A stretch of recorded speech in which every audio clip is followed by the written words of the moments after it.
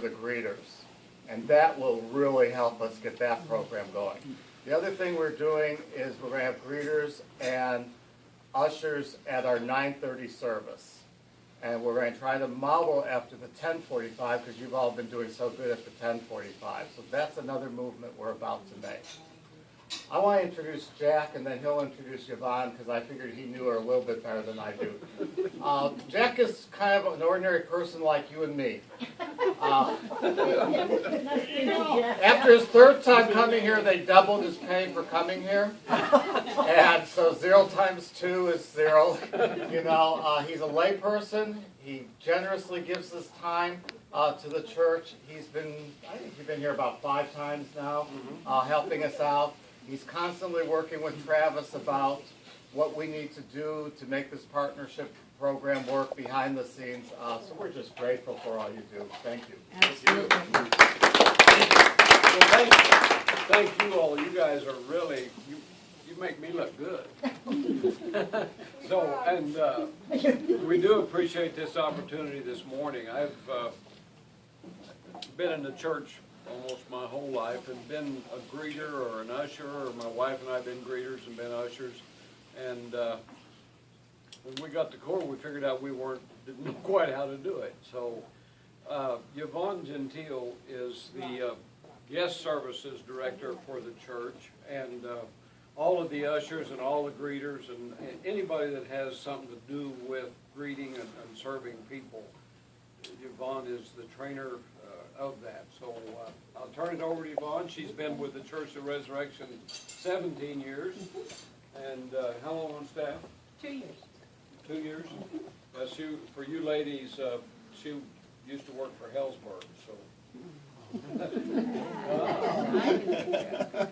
I'll let you hand out these if you don't mind. That would be great.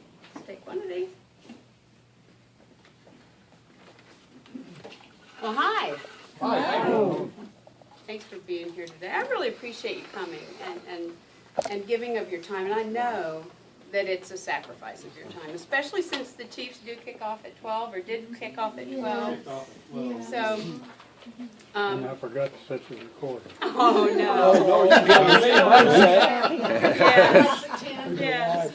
But you know, it's a sign of your level of commitment, and I really do appreciate you taking the time to be there. As Jack said, my name's Yvonne Gentile. I'm the Director of Guest Services, and so what that really means is the teams that I work with are responsible for everything that we do to welcome visitors and members. Oh, thank you. They gave me a microphone, and then I forgot to turn it on. How good is that? So, anyway, my husband and I have both been involved in the church for a long time. We come from different backgrounds. He grew up Roman Catholic.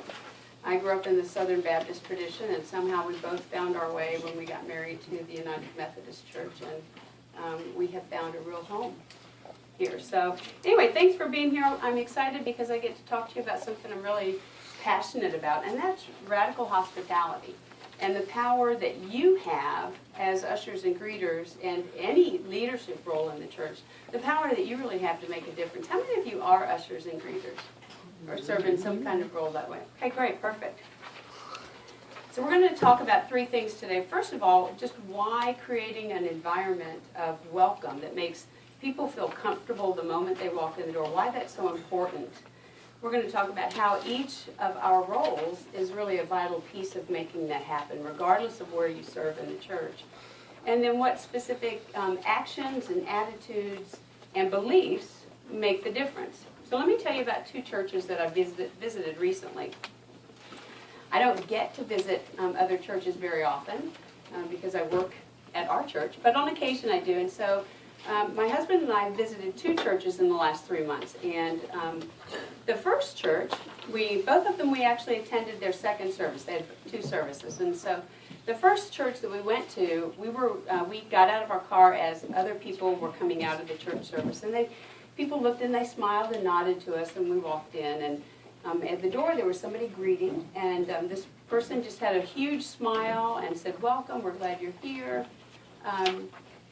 And then we looked around for the sanctuary. We could see that there was a sign up over the door that said, actually it was back like towards where their kitchen was, a sign that said, donuts here, you know, help yourself. And we're like, oh, that's kind of exciting. But there were lots of people kind of milling about and talking, and we thought, well, we don't want to interrupt them. So we just found the sanctuary, which was, you know, just right there, and we went on inside and sat down. When the pastor called for the greeting time, do you guys do that? Do you do a meeting, kind of a stand up and greet everybody time in the We've service? suspended it You've for a suspended little it, while. okay. Well, both of these churches did that. And at the first church, we had a lady who is sitting in front of us, turned around, shook our hands, you know, introduced herself to us, and then she turned around and was talking to the person sitting next to her. It was a good experience. At the second church that we went to, as we were passing people again in the parking lot, right, every single person that we passed looked up and made eye contact with us and said good morning. I mean, to the point that we took note of it, you know, because it's like, wow, they're really friendly here, right? And so when we got to the front door, somebody opened the door for us again and said, gosh, we're really glad you're here. And somebody else, who was just happened to be standing there, I guess, he didn't have any kind of a name tag or sign that said that he was an usher or greeter or whatever, came up and said, you know, I don't think that I've met you before. He introduced himself and asked us, they had donuts, if we wanted donuts or coffee, and we declined. And so he escorted us to the sanctuary. And at the sanctuary doors, he introduced us to the usher. The usher asked if we needed help finding a seat, and there weren't a whole lot of people in the pews, and so we said, no, we're fine. So anyway, we went and sat down, and at that church's meet and greet time, the person who was sitting in front of us again turned around and shook our hand, actually had a conversation with us for about 5 minutes. And then, you know, we listened to the sermon and the songs, which were really, really great. But as we were leaving, the person who had talked to us during the greeting time actually walked all the way out into the parking lot with us and had conversation with us. Now, neither of those churches really did anything wrong, right? I mean, they were both friendly. But which one do you think had a more positive experience? Second. The second one, yeah. Studies have shown that a visitor will determine within 7 minutes of contact with your church whether or not they'll come back. Think about that, 7 minutes. That's before Larry says a word from the chancel, right? That's before they hear any of the music. 7 minutes isn't a very long time. And in fact, it really only takes 30 seconds to make a first impression. Right? You've heard that before, how fast it is to make a first impression. And the reality is, the scary reality is that you never get a chance to make a second first impression. Right? So I want you to just think about it. We're gonna envision things in our minds. I want you to think about people's first experience when they come to your church. Right? So I'm going to give you 30 seconds to think about it. But I want you to pick one of the people that I'm going to tell you to consider. Okay, so think about what their experience might be. So the first person is a single mom who's trying to make ends meet, right? The second one is a new college graduate who's just moved into the area. They're going to work out at the Kansas Speedway. The third one is a 50-year-old businessman who's just lost his job and hasn't had the courage yet to tell his wife.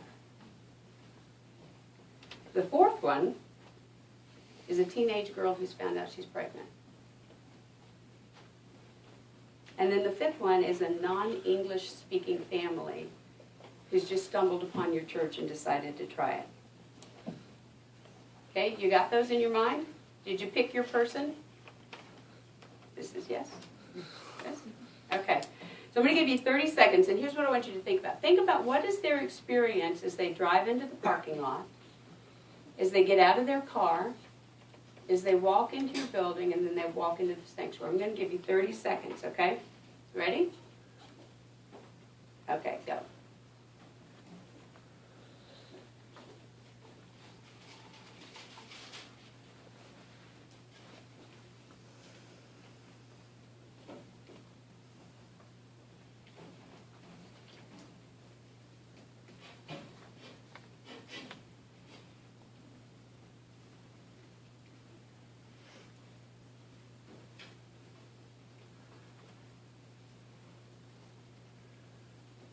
Okay, stop. That's 30 seconds.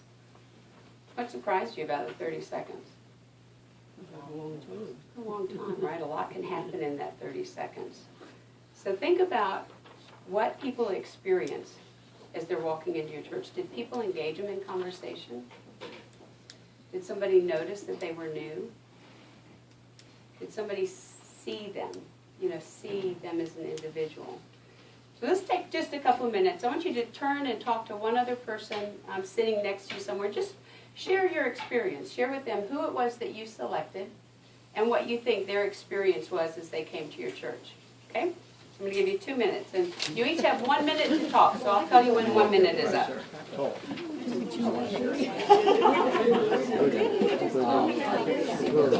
Teenage girl. You guys talking about 50-year-old man. He's just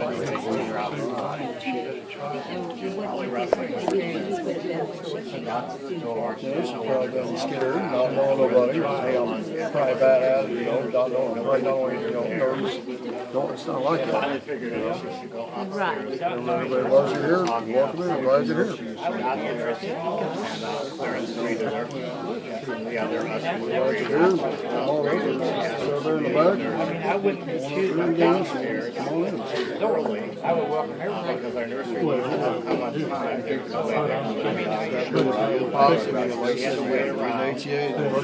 What you got? You don't make it to Yeah, I think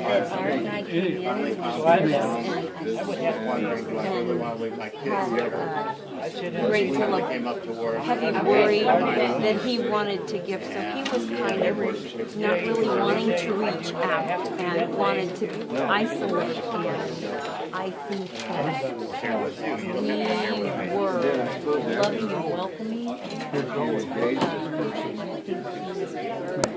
It helped him find encouragement. We've had this in the service today. We've had some differences. I never know what the problem is going to be, so I had to work my very best to correct the problem as it happens. Starts right there. That's the first. Takes him 30 seconds to walk in here. First 30 seconds is right there in the parking lot. That's what you have. Okay, I'm going to pull us back together. The hand of the nail. So as we go through the time that we have together today, what I want you to think about is, what are the things that you personally can do to ensure that when those people walk through your doors, that they have a great first experience, right? What are the things that you can do? Not just what the whole church can do, but what are the things that you as an individual can do? Now, the first impression that a person has of our church is really critical. So I know that you've been talking a lot about being relentlessly outward focused for Jesus Christ, right? Okay. But I think sometimes that our natural tendency is we can become inwardly focused without even realizing that that's going to happen. So I'm going to ask you a few questions, and I don't want you to answer out loud. You're not going to confess any of your secrets or whatever. But I just want you to think about, yourself and when you come to church, what's your behavior and what are your actions, okay? So, who do you spend the most time talking to when you come to church? Do you spend most of your time talking to people that you already know very well, that you're really good friends with? Or do you maybe seek out somebody that you don't know as well to have a conversation? What happens around the coffee stations when you're getting coffee? Are you having conversation with the people that are there? Do you arrive early when it's your turn to serve so that you can get everything prepared and be available then to meet the needs of people as they come through the doors? You arrange a substitute if you're sick or you're out of town or for some reason you can't be there when it's your turn to serve. Because you really are a critical piece of the puzzle. You think about it. When you look at a puzzle that's put together and one piece is missing, what's the one thing you noticed? The missing piece, right? You almost can't even see the picture that's on the puzzle because you see the missing piece. When you're serving, is your focus on the task that you're doing, the responsibility that you have, or is it on the people that you're serving? When you see something that needs attention, whether it's something that's fallen on the floor, or maybe there's some creamer that's spilled on the coffee counter, or maybe there's water on the bathroom cabinets, Do you clean it up yourself, or do you think, oh, the cleaning crew is going to clean that up? What about after church? Do you make it a practice to approach somebody that you don't know very well and just say a couple of sentences to them in greeting? And how do you feel when you have to change a worship time or a worship style to accommodate the taste of new people who come? That's we've had some issues with that at our church, I just will tell you that. It's really hard.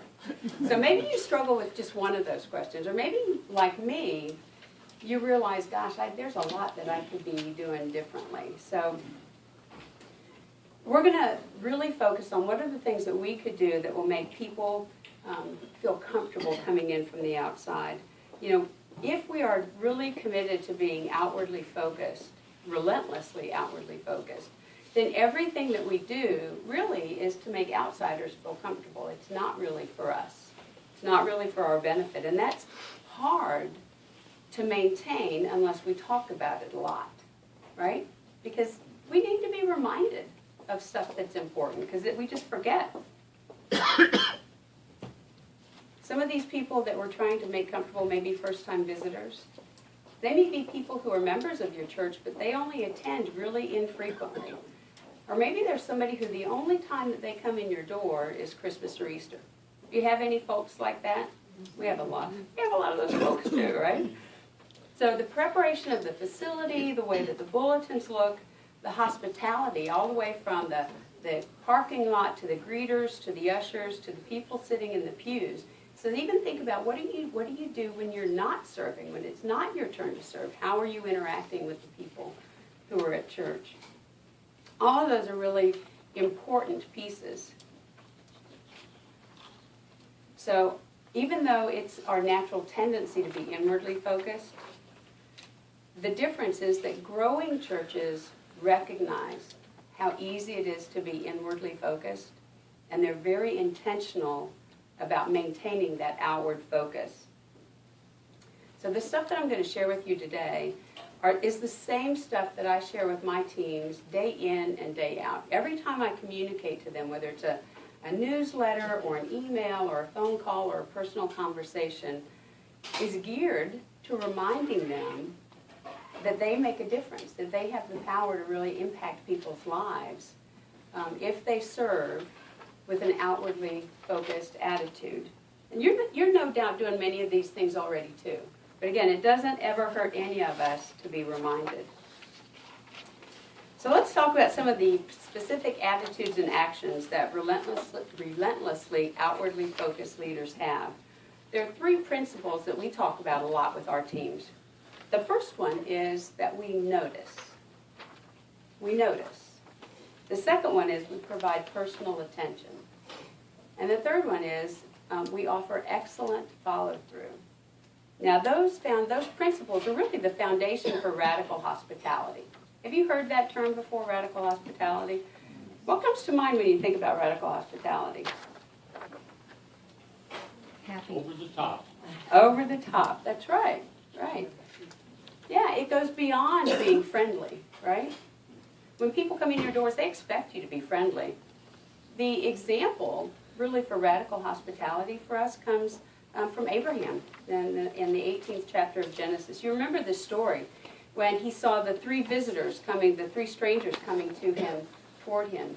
And the Bible tells us that Abraham didn't just greet those visitors, he ran out to meet them. He ran out to meet them, he bowed low to the ground, he offered them water to drink and a shade tree to rest under. Then he hurried to Sarah, his wife, and asked her to get some of their finest flour to bake some bread for them. He went to the herd, he hurried again to the herd, and selected the choice tender calf so that he could feed them something good to eat. He wasn't just friendly, he offered a welcome of such magnitude, such honor, that it was unexpected. That's really radical hospitality. There's a professor at St. Paul School of Theology, Dr. Amy Oden, and she says we have to move beyond superficial Walmart-type greeter hospitality in our churches, because being friendly isn't enough. We have to be beyond friendly for people to actually grow in their faith. So now think about this. If somebody comes to your church for the first time, right? They're greeted. They're shown where the sanctuary is. They're seated, right? They have a good experience. The second time, again, they're greeted. They're seated. They listen to the sermon. And the third time, if the same thing happens, but nobody really engages them in conversation, if nobody really tries to see who they are and what their needs are, they're probably not going to connect very well. And they're certainly not going to they're not going to grow in their faith very well. Their potential for spiritual growth is limited by the fact that they're not included or part of what's going on.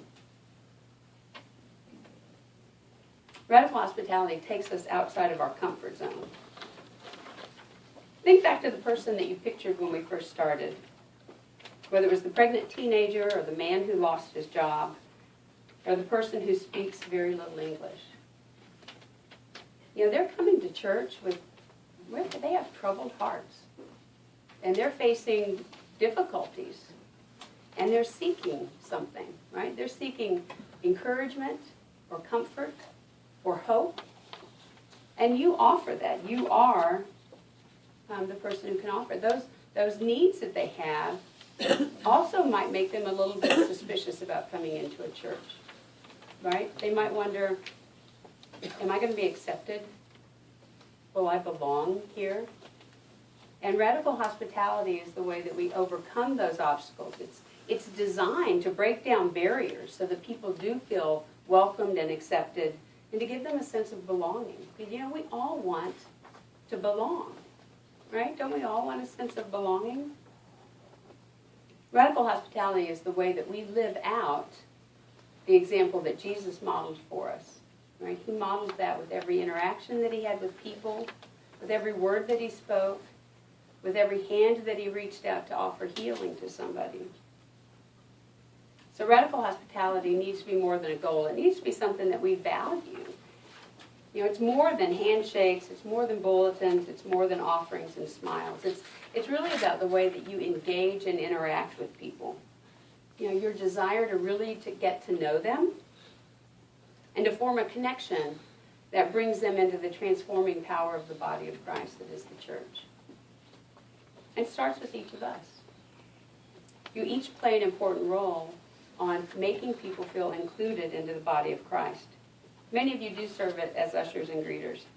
Now, a lot of times when I go to churches, I'll ask the ushers and greeters that I meet, because I have a particular affinity for those folks because I serve with them every week. I ask them and say, so what do you do? What are your responsibilities? And a lot of times I hear things like, you know, I'm just a greeter. You know, I just open the door, say hello. Or I hear, I'm just an usher. I just pass out bulletins, or I just take up the offering. And here's what I would hope that you really understand. If you don't get anything else out of today, here's what I want you to understand. You are not just a greeter, and you are not just an usher. No matter what your role is in the church, whether you work behind the scenes preparing the sanctuary, preparing for worship, or whether you serve out front, greeting people and ushering people and making contact with people, the reality is you are the physical representation of Christ. When the people walk through your doors, you are the church to them. You're the church. And you're Jesus Christ to them. And you have the ability to offer them that hope. And it doesn't stop when you leave church. You carry that same representation when you're out at Kmart, or when you're over at the Speedway, or you know, if you're serving as part of your Angel Tree ministry or your Head Start program. In all of those things that you do, you're representing Jesus Christ. I want to take a few minutes for us just to talk about ways that you move beyond friendliness to radical hospitality. The things that you are doing currently, because I know that you're doing a lot of this currently, but then think about things that you could do above what you're doing, new things that you could try. What are some of the things that you could do to improve? What's one step that you could take? And then I want you to think about, how can you see your role as more than just an usher or greeter, but to see your role as somebody who invites other people into the presence of Christ. Because that's what you do. Every week in worship, we invite people into the presence of Christ. So let's just take a few minutes. The questions are actually printed on the back of your handout. And I think we're now on question 2. So let's take a few minutes, turn around again to somebody that you're sitting near, and just chat with them about those questions. Okay,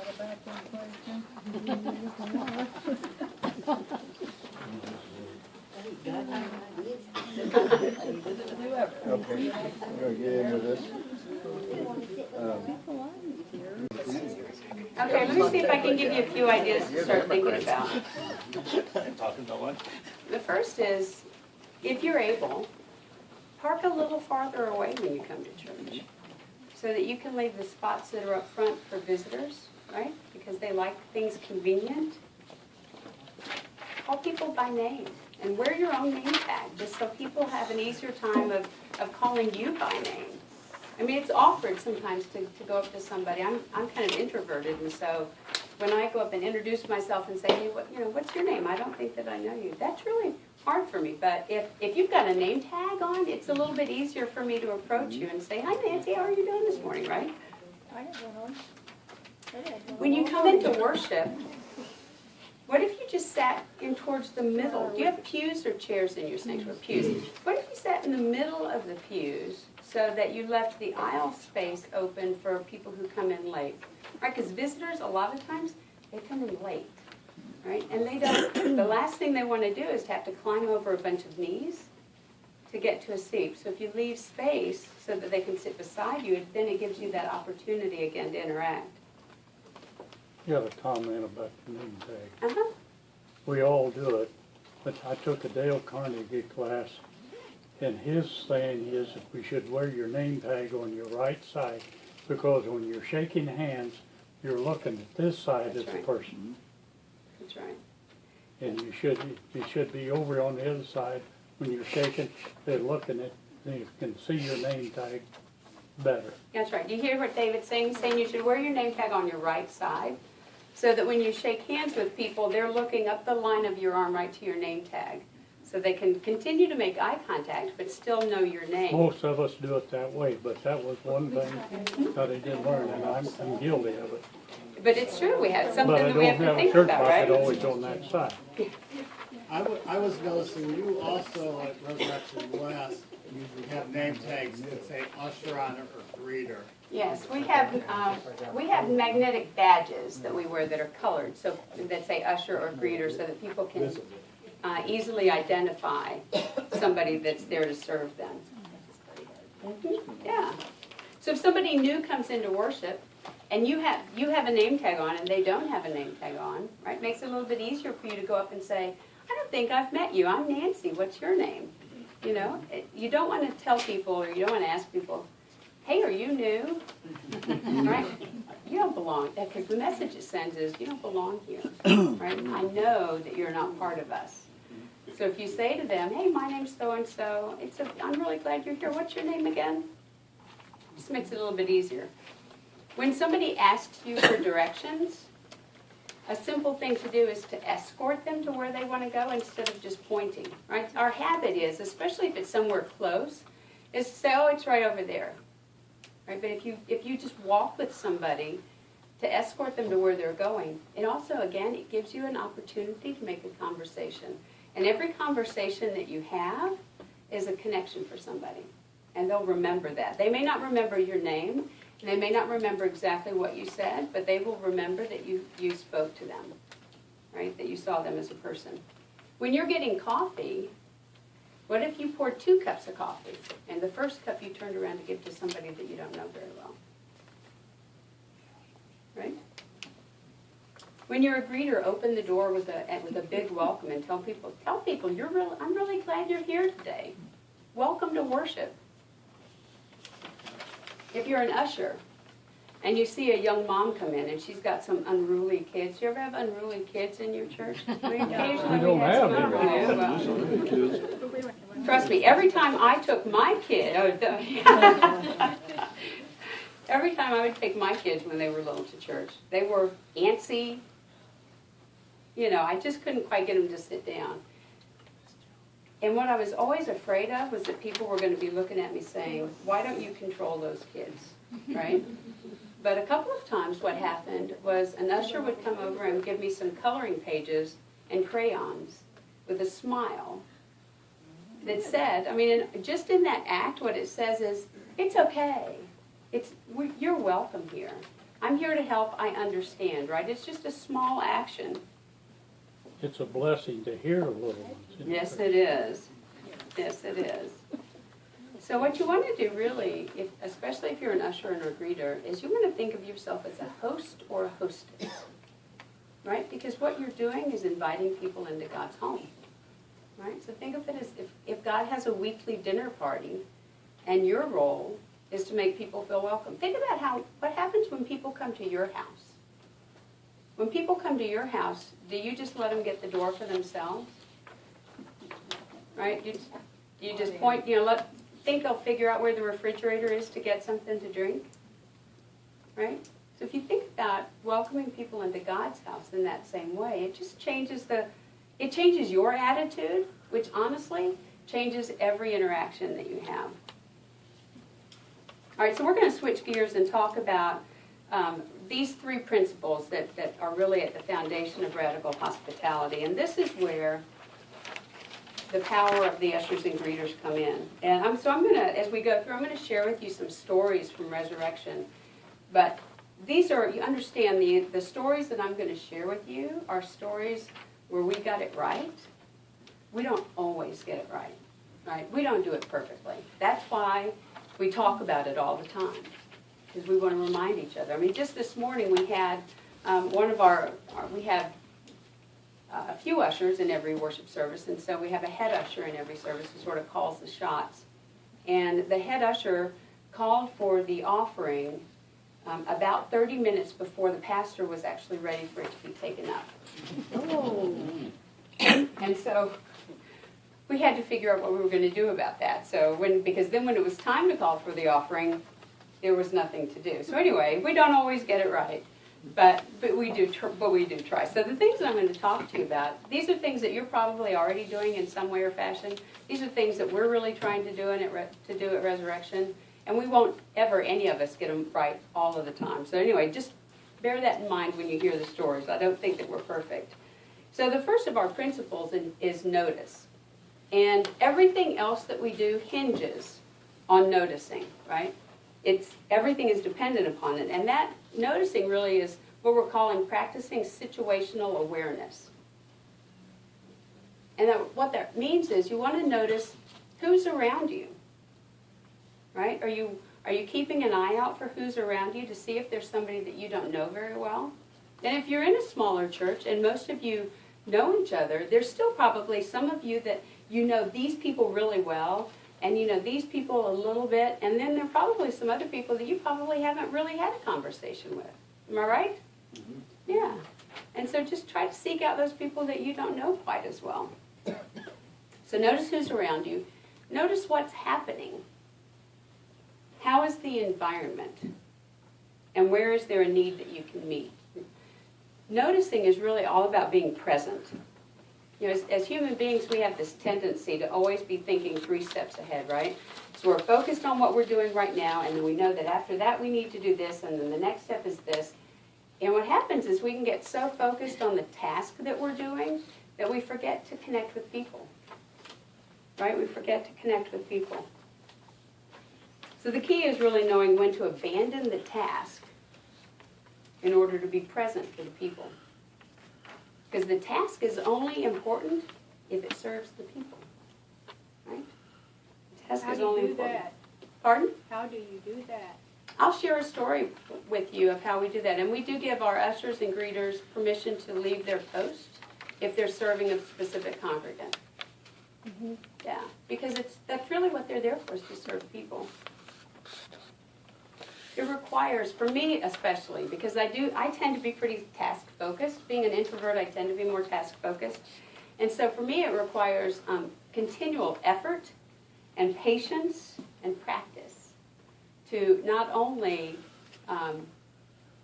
accept interruptions, right? you're getting in the way of me getting done what I'm supposed to get done. So not only accept those interruptions, but to embrace them if they enable me to make a human contact. You know, Jesus gave us the example for this one. You remember the story of when Jairus, the leader of the synagogue, came to him and said, you know, my daughter is dying, I need you to come and heal my daughter. Do you remember the story? And so they start off on their way, and as they're going through the crowds, there's this woman there who's been hemorrhaging for 12 years. And she's desperate. She has spent all of her money trying to find a cure. And she doesn't know what else to do, but she thinks, if I can just touch his robe, maybe I'll be healed. And so she does. She touches his robe, and Jesus immediately notices that power has gone out of him. But now he's on a mission, right? He's on a mission to heal a dying girl. So he could have just kept going, but he didn't. He took the time to stop, to look this woman in the face, and to offer her grace and wholeness, right? So we encourage our team members to practice awareness, to notice people who look alone, who look lost, who may be upset. Maybe they just need some physical assistance getting out of a car or trying to get into the building. We ask them to be aware of what's happening around them and in the environment. Is there a mess that needs to be cleaned up? Is the temperature comfortable in the room? Has somebody left something behind as they leave church that might be important to them? And then to recognize needs that they can be responsible for meeting. Sometimes it's the little things that make a difference. You know, if you go into the bathroom and you notice that there's water on the bathroom counter, just to wipe that up so it's dry for the next person can create a better impression than if they come in and they see a mess in the bathroom, right?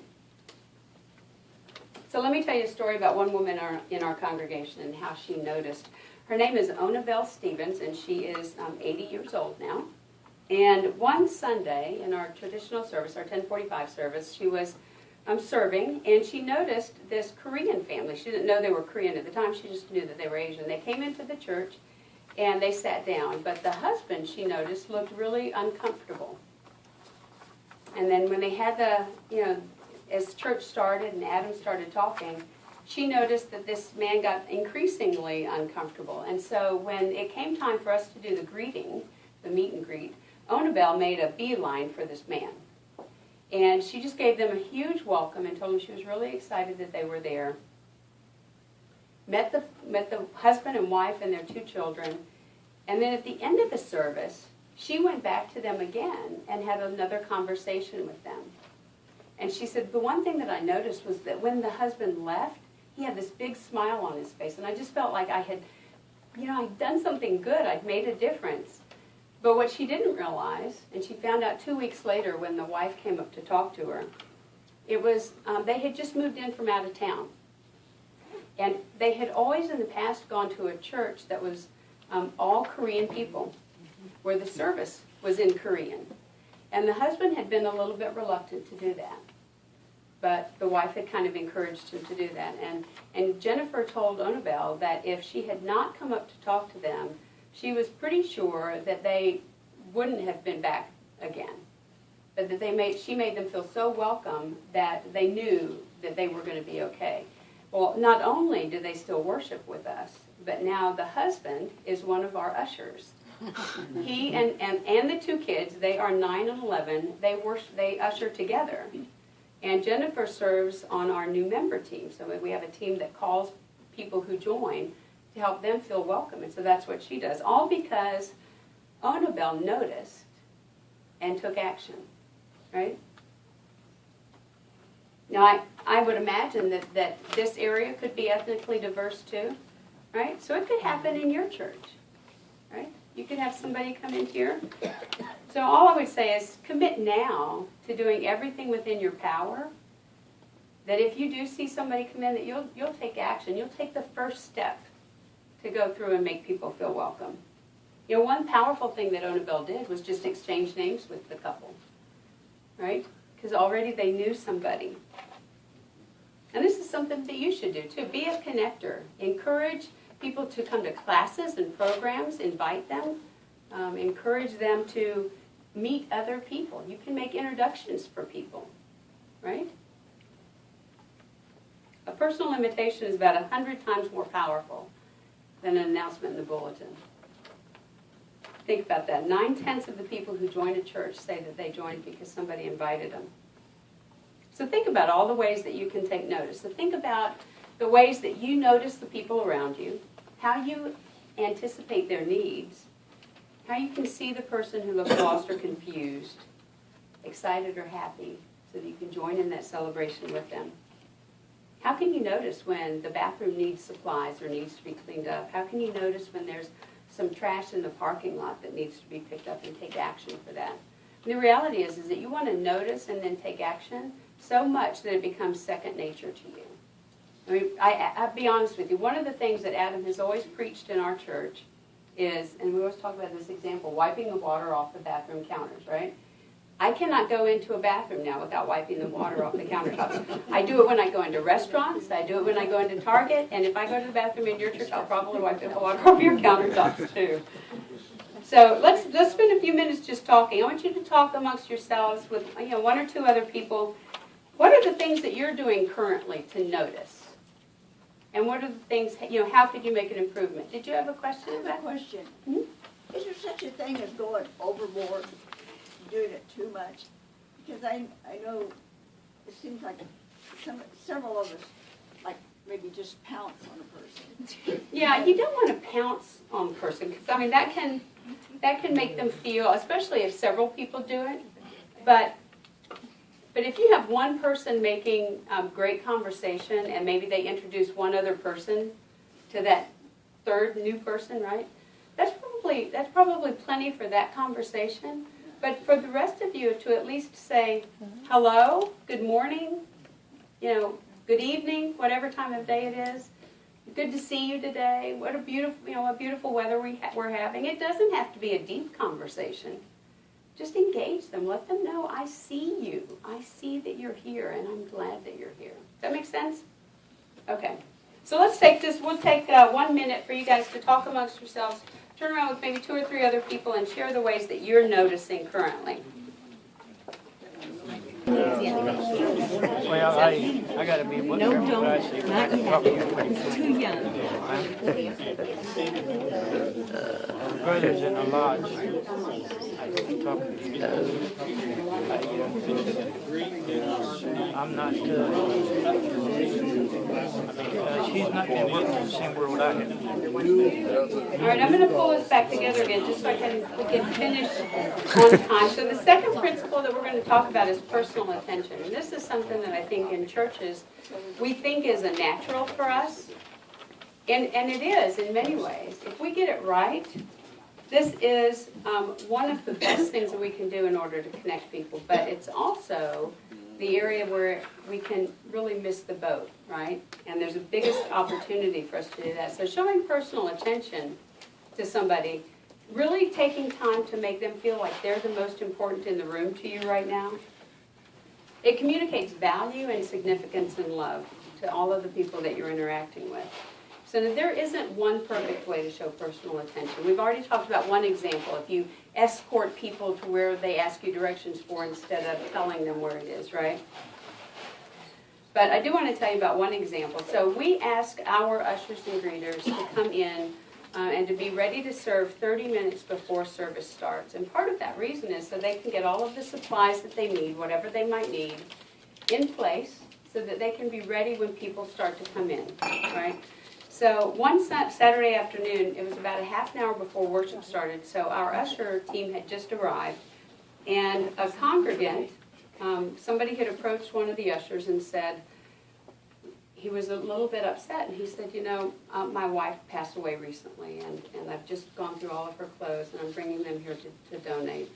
Can you tell me where I should go to donate her clothing? Because I don't want to do this, but I need to do it. And so she left her spot where she was serving. And again, it was before service was starting. And she escorted this gentleman over to where we take up collections of clothing and that kind of stuff. And then she invited him to come with her to the desk and to share with her a little bit about what it was that he really missed about his wife while she was filling out his donation receipt. And then after she got the receipt filled out and after he shared with her the story of him and his wife and how much they loved each other, she prayed for him. And then he left. And she didn't do anything necessarily extraordinary, but that's personal attention, right? That's seeing the person who's in need. And to meet not only the needs that they speak to you about, right? Because what he spoke to her was, I need to know where to donate my wife's clothing. But what she saw was that he needed to talk to somebody about the grief that he was feeling, right? That's personal attention. Some of our greeters bend down and they'll high-five every kid that comes in, right? So that's sort of their thing.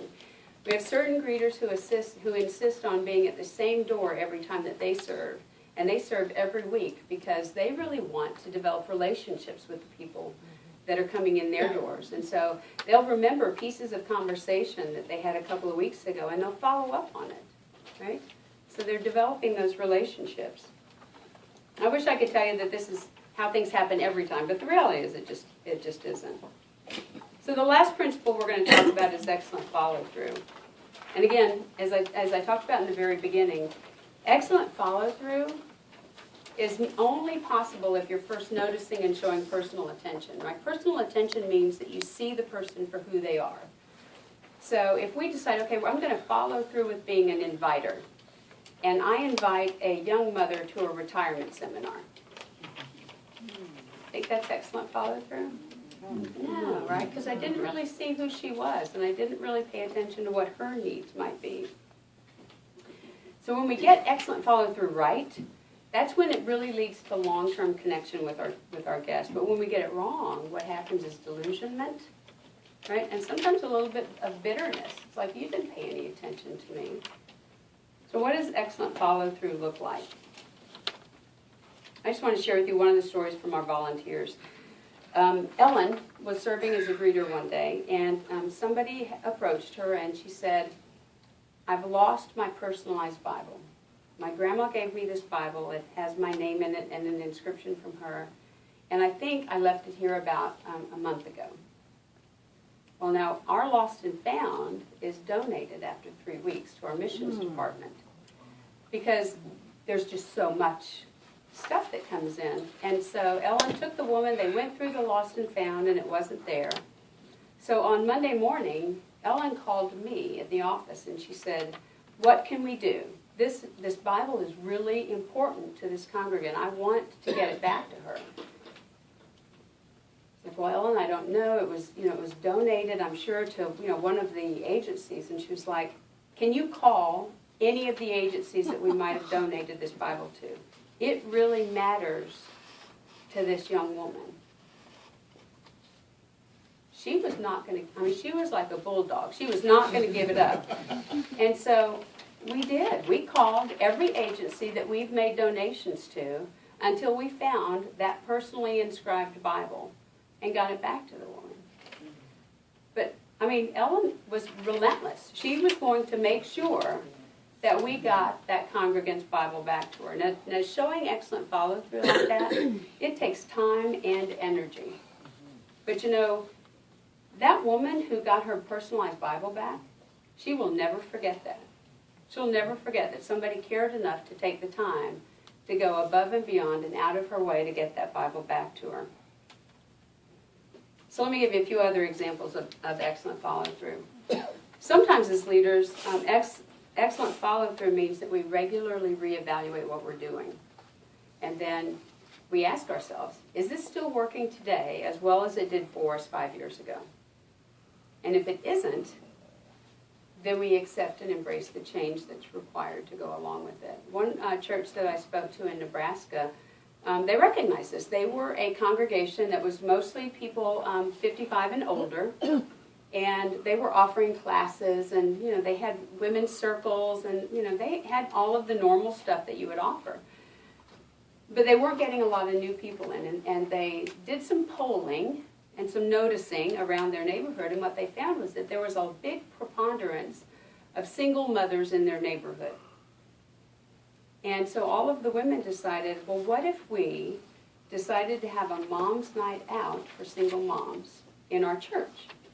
And we made dinner for the moms, And then all of us acted as babysitters, and we would take all of their kids and babies into the nursery and, and just love on their children while the moms got a couple of hours of free time just to talk to other single moms and share some of the issues that they were having. And what happened was they weren't beating the moms over the head with a Bible and saying, you need to come to church. What they did was they developed relationships first with the children. And then as they talked to the moms about the children, they developed relationships with the moms. And the moms eventually started to come to church. But only because this group of women decided, my own grandkids don't live close to here. What if I would love to be rocking a baby once a week? How fun would that be? And so they did it. Anyway, that was them. If you see somebody in your neighborhood who experiences a loss, could you as a church really surround them and provide care, provide food, right? Even though they're not members of your church. A church did this for my family. My dad lives in Georgia. He lived in Georgia, and he had never really been part of the church. I grew up in the church, but it was my mom who took me to the church. And so when my dad was diagnosed with pancreatic cancer, I flew to Georgia, but we had no pastor, nothing. Because obviously that's 900 miles from here, right? So I contacted the church office at the church that I visited when I was in Georgia visiting him. And I told them the story, and I said, my dad is very ill. He probably won't recover, and he doesn't go to church, and I've only been to your church like 3 times. And they were, I get teary-eyed every time I think about it. They were at the hospital that day. They provided care for my family. The pastor did the sermon. He prayed with my dad. And they provided meals and care for my stepmother for 3 months after that. And she never went to their church. But they loved her, right? Excellent follow-through. So think about what you're doing. Okay, so let's just take a couple of minutes. I'm just going to ask you to turn again, and you're going to share both personal attention and excellent follow-through. What are the things that you do currently so that you're showing personal attention and excellent follow-through? And what's one little thing that you could do maybe to take it to the next level? About 2 minutes to do that, okay?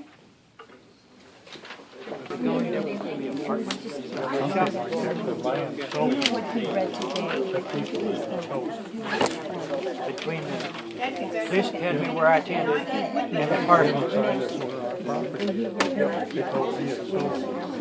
That's where I attended police academy. Police academy is the first building on this campus.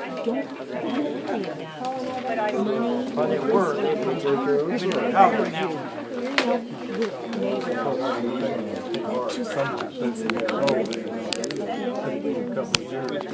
If they do that, they gotta have. They must have more places to get in and out. The business is going to want more, so people can only can't come one way in there. All right, I'm going to pull us back together just so we can wrap this up today. So we've really talked about 3 principles that are key to excellence in ushering and greeting, right? Noticing who's around you and what's happening and what's the environment like and where is there a need that you can meet. Offering personal attention and then providing excellent follow-through. Now those principles, they're universally applicable. I don't care if you have a church of 30 people or if you have a church of 30,000 people. Those principles apply because they're things that you can do as one individual to another individual. But the reality is this, we can sometimes get really busy doing the work of the church. We organize programs, we come to serve, but we have to remember the message that's at the heart of everything that we do. God sent His Son for us, right? So that we could be in relationship with God forever. Those people who come to your church, right, who come with troubled hearts, Jesus is the answer to their deepest needs. And you have the power, because you're the physical representation of Christ to those people, to meet those needs for them. the way that you extend hospitality to folks and the way that you welcome them in and give them a sense of belonging, it literally does change lives. You know, Jesus said, I was a stranger and you welcomed me. Just as you did it to the least of these who are a member of my family, you did it to me. And you might be thinking, well, we don't really have a lot of strangers here, right? But this is a church where everybody knows your name. But I promise you, as the community becomes aware that you are a church that is committed to being relentlessly outwardly focused, that you are a church that cares and loves people who aren't here yet, as they witness the way that you live your lives as examples of Christ, they will come. And you have the ability to really transform their lives. So again, I just want to reiterate, if you don't get anything else out of what we've talked about today, I want you to understand that you're not just ushers and greeters, right? Don't ever say, I'm just an usher, I'm just a greeter, I'm only this, I only do that. Because the reality is that in the way that you serve and the way that you interact with people, you're agents of hope, right? You're light to people who are traveling in darkness, right? You have the opportunity to be a conduit of love and peace to people who are lost and lonely and in despair. Thanks for your time today. I really appreciate you letting me come out and talk to you. Thank you.